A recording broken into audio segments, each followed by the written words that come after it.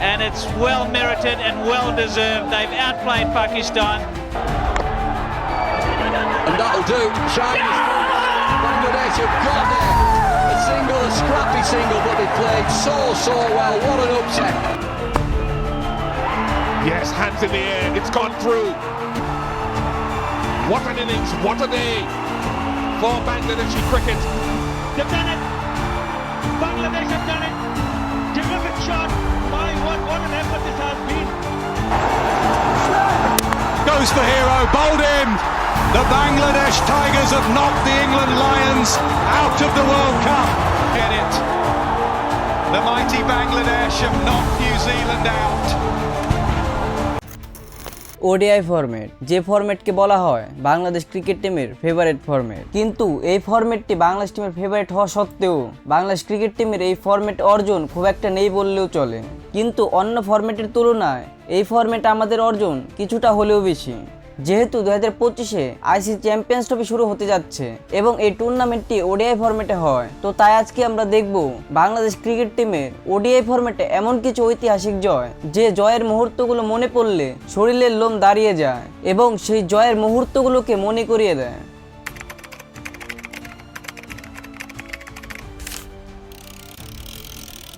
Number 6, 2017 champions ট্রফিতে নিউজিল্যান্ডের বিপক্ষে 5 উইকেটের জয়। যেই ম্যাচে বাংলাদেশ নিউজিল্যান্ডের করা 266 রানে ব্যাটিং করতে নামে, কিন্তু বাংলাদেশ শুরুতেই 33 রানে 4 উইকেট হারিয়ে ফেলে এবং সেখান থেকে কেউ ভাবতেও পারেনি যে এই ম্যাচ বাংলাদেশ জিততে পারবে। কিন্তু সেখান থেকে সাকিব ও মাহমুদুল্লাহ রিয়াদের 224 রানের পার্টনারশিপের কারণে বাংলাদেশ নিউজিল্যান্ডের বিপক্ষে 5 উইকেটের এক ঐতিহাসিক জয় পেয়ে যায় এবং এই 5 উইকেটের জয়ের সুবাদে বাংলাদেশ সেইবার সেমিফাইনাল পর্যন্ত পৌঁছে গিয়েছিল। নাম্বার 5, 2015 ওডিআই ওয়ার্ল্ড কাপে 3 লায়ন ইংল্যান্ড বধ। 2015 ওয়ার্ল্ড কাপে গ্রুপ ম্যাচের পঞ্চম ম্যাচে মুখোমুখি হয় বাংলাদেশ এবং মাইটি ইংল্যান্ড। যেই ম্যাচে ইংল্যান্ডই ফেভারিট ছিল, তো তারা টসে জিতে বাংলাদেশকে ব্যাটিংয়ে পাঠায় এবং সেদিন বাংলাদেশের হয়ে মাহমুদুল্লাহ রিয়াদের 103, মুশফিকুর রহিমের 89 এবং সৌম্য সরকারের 40 রানের সুবাদে বাংলাদেশ 7 উইকেট হারিয়ে 275 রান দ্বারা করতে পারে এবং ম্যাচটি জেতার জন্য ইংল্যান্ডের সামনে লক্ষ্য ছিল 276 রানের। যে রানটা মাইটি ইংল্যান্ডের জন্য খুব একটা বেশি হওয়ার কথা ছিল না, কিন্তু সেদিন বাংলাদেশের হয়ে বোলিংয়ে রুবেল, তাসকিন এবং মাশরাফি বিন মুর্তজার দুর্দান্ত বোলিংয়ের কারণে মাইটি ইংল্যান্ড এই রানও করতে পারেনি। বিশেষ করে রুবেলের সেই 48তম ওভারে 3 বলে 2 উইকেট নিয়ে বাংলাদেশকে সেই ম্যাচ জেতানো ছিল এক অন্যরকম মুহূর্ত এবং রুবেলের এই দুর্দান্ত বোলিংয়ের কারণে বাংলাদেশ 2015 ওডিআই ওয়ার্ল্ড কাপে কোয়ার্টার ফাইনাল পর্যন্ত পৌঁছে গিয়েছিল।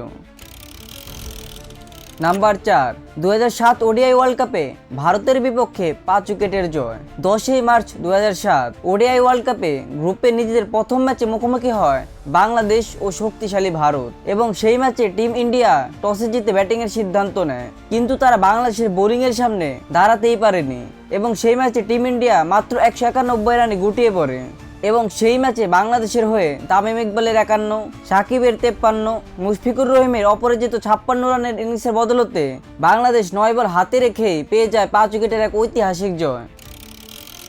নাম্বার 3, 1999 ওডিআই ওয়ার্ল্ড কাপে পাকিস্তানকে উড়িয়ে দিয়ে 62 রানের জয়।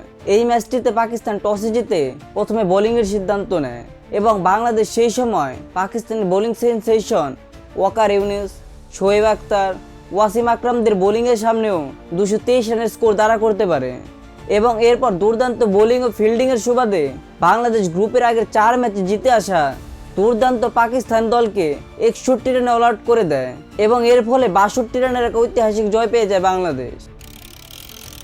নাম্বার 2, 2012 এশিয়া কাপে ভারতের বিপক্ষে 5 উইকেটের জয়। এই ম্যাচে বাংলাদেশ টসে জিতে প্রথমে বোলিংয়ের সিদ্ধান্ত নেয় এবং টিম ইন্ডিয়া 289 রানের একটা বড় স্কোর দ্বারা করে, যেখানে গ্রেট সচিন টেন্ডুলকারের 114 রানের ইনিংসও ছিল, কিন্তু কোনো কিছুই বাংলাদেশকে সেদিন ফাইনালে যাওয়া থেকে আটকাতে পারেনি। সেদিন বাংলাদেশের প্রায় প্রত্যেকটা ব্যাটসম্যানই ভালো খেলেছিল, যেখানে তামিম ইকবাল, মুশফিকুর রহিম, সাকিব, নাসির, জহুরুল ইসলামের দারুণ ব্যাটিংয়ে বাংলাদেশ পৌঁছে যায় এশিয়া কাপের ফাইনালে। যদিও সেই এশিয়া কাপের ফাইনালে হার আমাদের জন্য এখনও একটা হৃদয় বিদারক ঘটনা হয়ে রয়ে গেছে। নাম্বার 1, 2005-এ নেটো সিরিজে মাইটি অস্ট্রেলিয়া বোধ। সেই সময় অস্ট্রেলিয়া ছিল যে কোনো দলের জন্য এক আতঙ্কের নাম।